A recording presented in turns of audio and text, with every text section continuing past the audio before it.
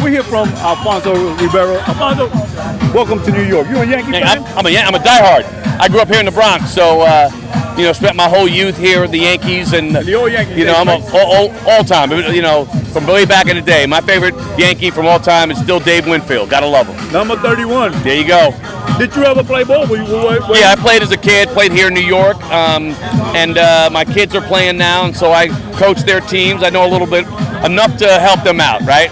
Were you any good? I mean, I was pretty good. I was a shortstop, second baseman, and I was all-star every year, so can't complain. My game was tight. Now, what's your thoughts on today's TV?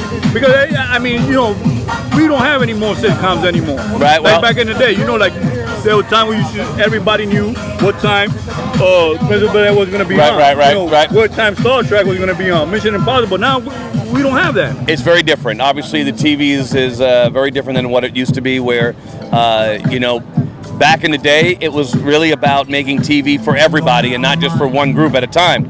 And so now TV has become, well, you're either watching for your kids or you're watching for the adults, or you're watching, for your grandparents or your sports, and it's not always family television. So I think they got to get back to that. I'm on two shows that happen to be, very family oriented. So happy that I get to do that. God, thank God.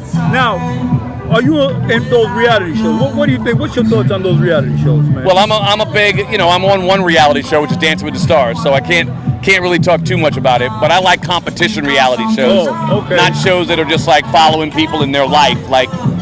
We see enough of life. We don't need to follow people in their lives. I've never been a fan of that, but that's to each his own. Some people love it, so I let them enjoy themselves. About you said you come from the Bronx. Yeah. Did that attitude and that little, Bronx help you out when you went to the West Coast? Of course, listen, you're a fighter when you're from the Bronx, right? So you grow up knowing how to get things done. And so, when you go out to California and go to LA, you do what you need to do to get stuff done. I've been fortunate enough to continue to work, and I think part of that Bronx in me is still comes out when I need it to.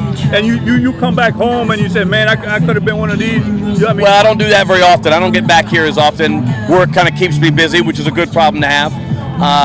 But it's always in your heart, so you know where it is. So if you would have been a player, right now you would have been number 31?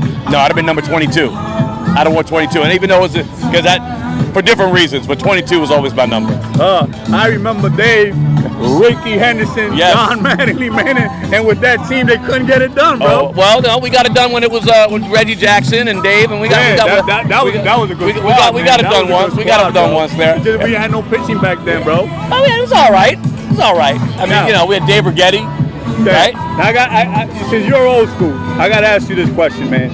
You think Thurman Munson belongs in the Hall of Fame? Absolutely. Thurman absolutely belongs in the Hall. I mean, there's a lot of guys in the Hall right now who don't have the numbers that he's got. So Hall of Fame? Got to be a Hall of Famer. I mean, he was. Come on, Donnie Baseball. Come on. I'm gonna. You remember Louis Tian, right? That he did that hot dog commercial. The guy with the Cuban. Is he a Hall of Famer?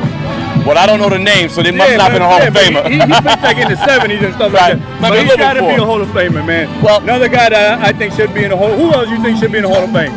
Well, I'll tell you this. I know, controversy will be said here, but absolutely, I believe that Barry Bonds. I believe that Roger Clemens. I believe that a lot of those guys Pete Rose should be in the Hall.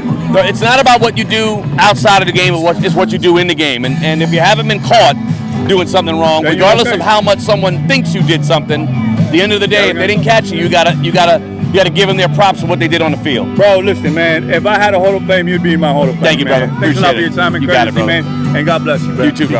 All right.